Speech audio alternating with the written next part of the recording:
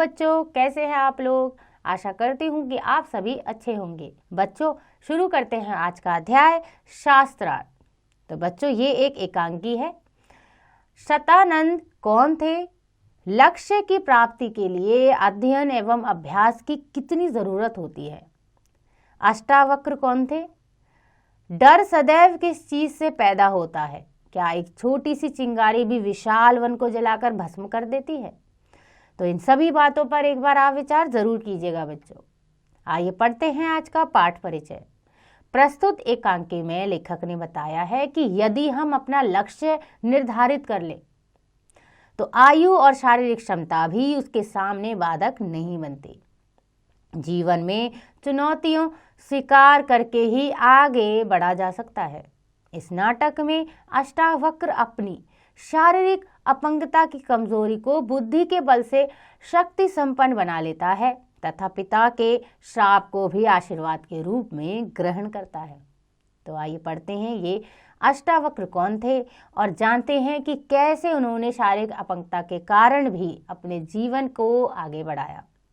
तो आज के एकांकी में पात्र परिचय हैं सुदामा यानी महाराज जनक के मंत्री, अष्टावक्र एक ब्राह्मण कुमार, वंदन शास्त्रार्थ करने वाले महापंडित, कहोड़ अष्टावक्र के पिता सभासद और प्रहरी, शतानंद महाराज जनक के पुरोहित और जनक विदेह राज्य के अधिपति। तो ये है पात्र परिचय। सुदामा अपने आसन से उठकर कहते हैं, महाराज विदेह अब आने ही वाले हैं, सभी महाअनुभव सावधान हो जाएं। निमिराज महाराज विदेह की जय। नेपथ्य में 3 बार जय ध्वनि होती है।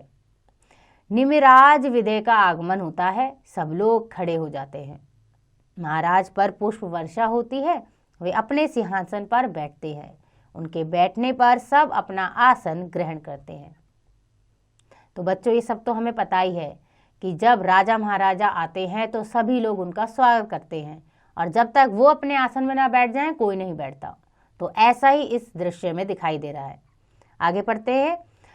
राजा जब बैठते हैं तो शतानंद कहते हैं, महाराज का कल्याण हो। महर्षि याज्ञवल्क्य जो आज भी नहीं आए, अब सभा का कार्यक्रम क्या हो इसकी घोषणा करने की कृपा करें महाराज। जनक कहते हैं, क्या राज पंडित वंदन मिश्र यहाँ है? वंदन उठकर बोलते हैं, महाराज की जय, मैं उपस्थित हूँ। पिछले 7 दिनों में मैंने सभी पंडितों को शास्त्रार्थ में पराजित किया यानी कि हराया है। वे हैं ऋषि कौशिक, धर्माचार्य, मुद्गल, कहोड़, पुरंजय, निदाघ और लोमश। इस शास्त्रार्थ के नियम अनुसार वे सभी पराजित होने पर नदी में डुबो दिए गए। आज संभवतः किसी पंडित का साहस नहीं है कि वे मेरे सामने शास्त्रार्थ के लिए उपस्थित हो। जनक कहते हैं, आप थोड़ी देर प्रतीक्षा करें, संभव है कोई आपको पराजित करने की इच्छा से उपस्थित हो जाए। यानी कि जब वंदन कहते हैं कि शास्त्रार्थ में मुझे किसी ने आज तक नहीं हराया, तो महाराज कहते हैं कि थोड़ा सा इंतजार करो, क्या पता कोई आ जाए जो आपको हरा सके। प्रहरी का प्रवेश होता है। प्रहरी कहता है, महाराज की जय, 12 वर्ष का एक बालक आपकी राजसभा में उपस्थित होने की आज्ञा चाहता है। जनक कहते हैं, 12 वर्ष का बालक, वह क्या चाहता है? प्रहरी, राज पंडित वंदन मिश्र से शास्त्रार्थ करने की अनुमति चाहता है। जनक, 12 वर्षीय बालक राज पंडित वंदन मिश्र से शास्त्रार्थ करेगा? क्या वह राज पंडित द्वारा घोषित नियम नहीं जानता कि शास्त्रार्थ में पराजित होने पर वह नदी में डुबो दिया जाएगा, और वो तो इतना छोटा बालक है। प्रहरी, मैंने यह नियम उसे बता दिया है, फिर भी वह शास्त्रार्थ करने के लिए हट करता है। जनक कहते हैं, वह पागल तो नहीं है? प्रहरी, महाराज वह पागल तो नहीं लगता, किंतु उसका शरीर 8 स्थानों से टेढ़ा है, यानी कि वो अपंग है। जनक, उसका नाम क्या है? प्रहरी कहता है, उसका नाम महाराज अष्टावक्र बतलाता है वो अपना नाम। तो वंदन कहते हैं, ऐसे टेढ़े शरीर वाला मुझसे क्या शास्त्रार्थ करेगा? सारे पंडित शतानंद से संकेतों में जिज्ञासा प्रकट करते हैं। शतानंद, महाराज पंडितों के मन में जिज्ञासा है कि वह बालक कौन है और कैसा है। यदि आज्ञा हो तो उसे बुलवा लिया जाए। जनक, उसका अपमान नहीं होना चाहिए, ऐसा प्रहरी से कहते हैं और बोलते हैं अच्छा उसे भेजो। प्रहरी महाराज की जो आज्ञा और प्रस्थान कर जाता है। महाराज की सभा से चला जाता है। अष्टावक्र का प्रवेश, उसका शरीर 8 स्थानों से टेढ़ा है, वह मृग चर्म लपेटे हुए है, यानी कि मृग की जो खाल है उसको लपेट के आया है। अष्टावक्र हाथ उठाकर महाराज का कल्याण हो। जनक कहते हैं स्वागत है ब्राह्मण कुमार। अष्टावक्र को देखकर पंडित हंसते हैं, यानी कि सभा में सभी लोग उसको देखकर हंसते हैं क्योंकि उसका जो शरीर है वो 8 जगह से टेढ़ा है। अष्टावक्र कहते हैं महाराज, मुझे देखकर आपकी सभा के सभी पंडित हंस रहे हैं। मैं तो समझा था कि आपकी सभा में विश्व प्रसिद्ध प्रकांड पंडित होंगे, किंतु जनक कहते हैं यहाँ के सभी पंडित और सभासद ब्रह्मा ज्ञानी हैं।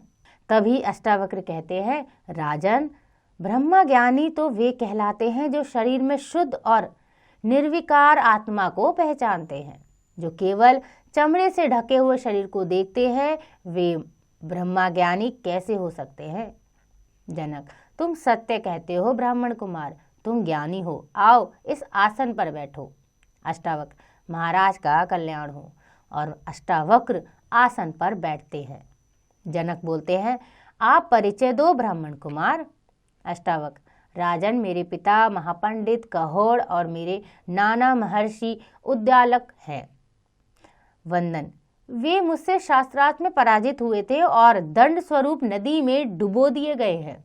अष्टावक्र हाँ, इसकी सूचना मेरी माँ सुजाता ने सिसकिया लेते हुए मुझे दी थी और इसलिए महापंडित वंदन से बदला लेने के लिए मैं यहाँ आया हूँ।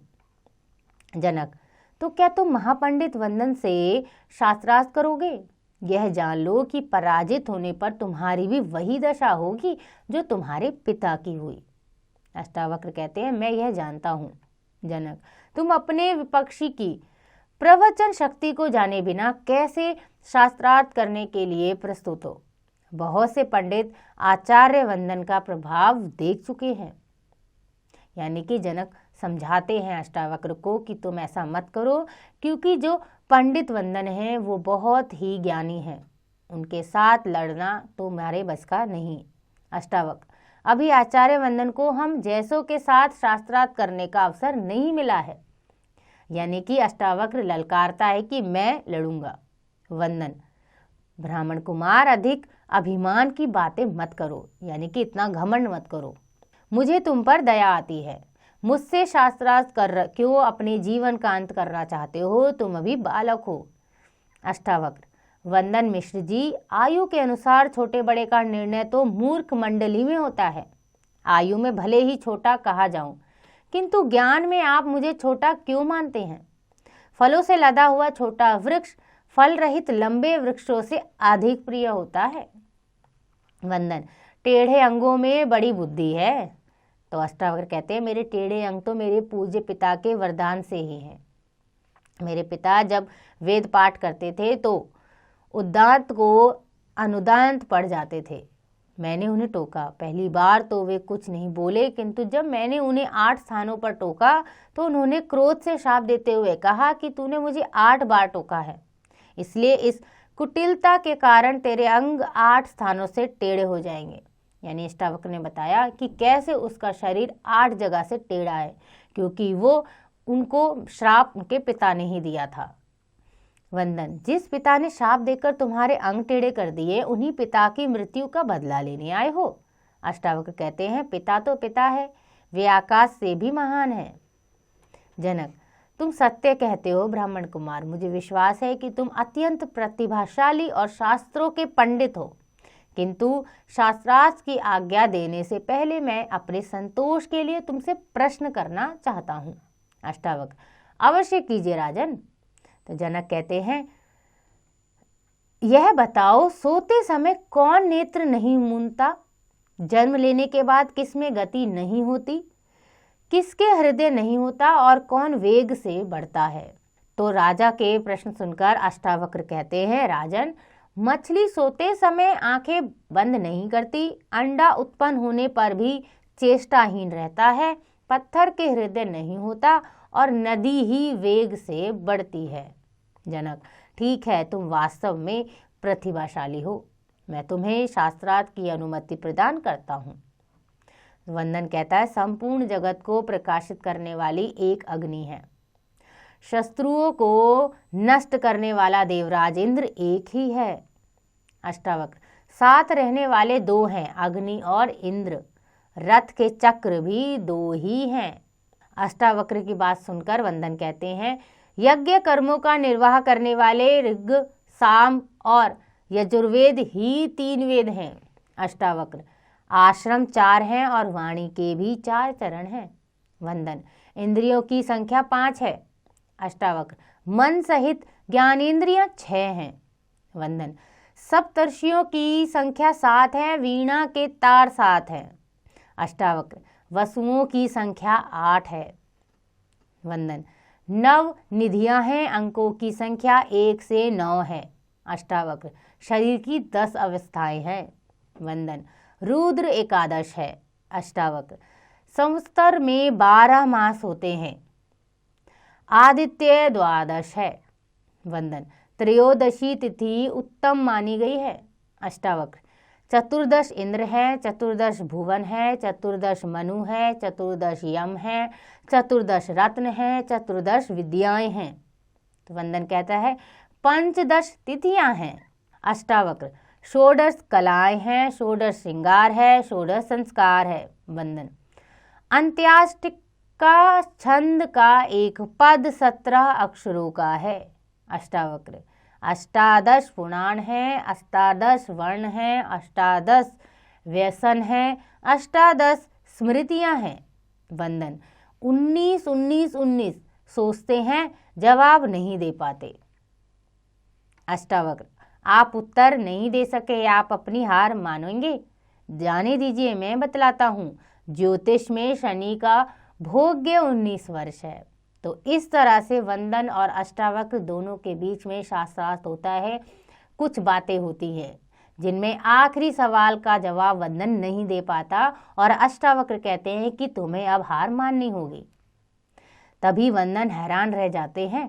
जनक कहते हैं, अष्टावक्र के उत्तर ठीक है, अब अष्टावक्र प्रश्न करें। तभी अष्टावक्र का प्रश्न चक्र आरंभ होता है। तो आइए पढ़ते हैं कैसे अष्टावक्र ने वंदन से प्रश्न किए। अष्टावक्र कहता है, कौन सोता है, कौन जागता है और कौन 10 दिशाओं में जा सकता है? वंदन, अज्ञान सोता है, ज्ञान जागता है और कल्पना 10 दिशाओं में जा सकती है। अष्टावक्र, सबसे श्रेष्ठ आसन किसका है? वंदन, संतोष का। अष्टावक्र, बिना पैर के कौन चलता है? वंदन, विचार। अष्टावक्र, यक्ष के हाथ में एक तिनका था जिसे अग्नि नहीं जला सकी, पवन नहीं उड़ा सका, पर इंद्र के आने पर वह यक्ष क्यों अंतर्धान हो गया? तो वंदन जवाब देते हैं, क्योंकि इंद्र सुरेश्वर है। अष्टावक्र, यह उत्तर ठीक नहीं है। जनक, हाँ, उत्तर ठीक नहीं है। यक्ष इसलिए अदृश्य हो गया क्योंकि अग्नि और वायु की अपेक्षा इंद्र अधिक अभिमानी है और अभिमानियों से साक्षात्कार करना यक्ष के सम्मान के प्रतिकूल था। अष्टावक्र, पंडित राज वंदन, यक्ष के अदृश्य होने पर जो सुंदरी प्रकट हुई वह कौन थी? वंदन, उमा। अष्टावक्र, यह उमा कौन थी? पर्वतराज हिमवान की पुत्री। वंदन जवाब देते हैं, हाँ, पार्वती। अष्टाचक्र जनक से यानी राजा से कहते हैं, राजन, पंडित राज वंदन का उत्तर ठीक नहीं है। जनक, हाँ, ठीक नहीं है। उमा ब्रह्मा की आदि शक्ति है।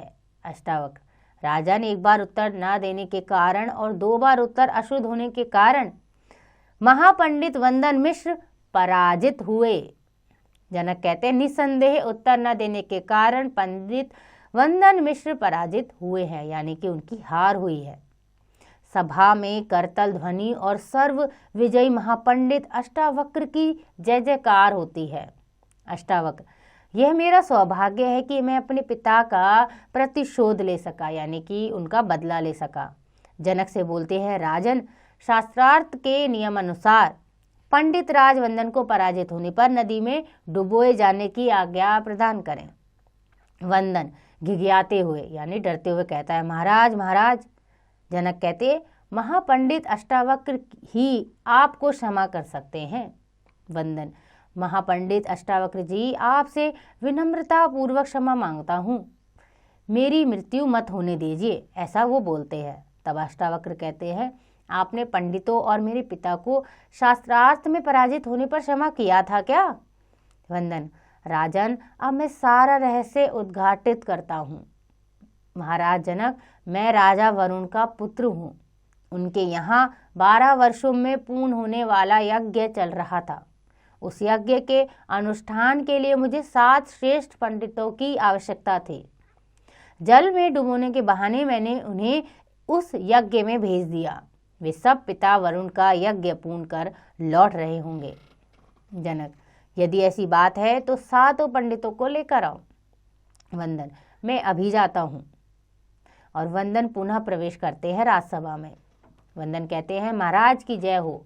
जो पंडित शास्त्रार्थ में मुझसे पराजित हुए थे वे सभी आपकी सेवा में उपस्थित हैं। मेरा अपराध क्षमा कीजिए। सुदामा, क्षमा के योग्य तो यह कार्य नहीं है, किंतु सभी पंडितों के जीवित और स्वस्थ रहने के उपलक्ष्य में क्षमा करने की बात सोची जा सकती है। 7 पंडित सम्मिलित स्वर में, महाराज का कल्याण हो, यानी कि वो सारे 7 पंडित महाराज के सामने आ जाते हैं। कहोड़, मैंने सुना है कि मेरे बेटे अष्टावक्र ने शास्त्रार्थ में महापंडित मिश्र को पराजित कर मेरी हार का बदला ले लिया। वंदन कहते हैं, उसको आपने शाप देकर अष्टावक्र बना दिया। अष्टावक्र, महापंडित वंदन मिश्र पिता और पुत्र के बीच में बोलने का आपको कोई अधिकार नहीं है। यानी कि अष्टावक्र कहते हैं कि ये हमारे आपस की बात है, आप बीच में मत बोलिए। तभी अष्टावक्र के पिता कहोड़ कहते हैं, हाँ अष्टावक्र, मस्तिष्क से तुम जितने प्रखर हो, हृदय से उतने ही निर्मल। तुम जैसे पुत्रों से ही पिता कृतार्थ होता है। मैं तो कामना करता हूँ कि भारत में प्रत्येक पिता को ऐसे ही पुत्र की प्राप्ति हो। अष्टावक्र कहता है, प्रभु मुझे शक्ति दे कि मैं आपके शाप और आशीर्वाद को समान रूप से ग्रहण करने में समर्थ रहूं।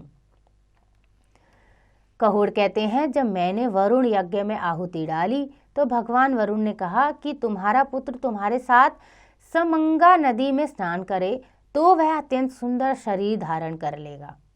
वह अष्टावक्र न रहकर सुडोल और सुंदर ऋषि कुमार बन जाएगा। यानी कि कहोड़ कहते हैं कि वरुण ने मुझे यज्ञ के टाइम पर, यज्ञ के समय बताया था कि मैं अगर तुम्हारे साथ समंगा नदी में स्नान करूंगा तो तुम्हारा शरीर फिर से वैसा ही हो जाएगा और ज़्यादा ही सुंदर हो जाएगा। जनक सुनते हैं और कहते हैं, मैं यह सुनकर बहुत प्रसन्न हूँ।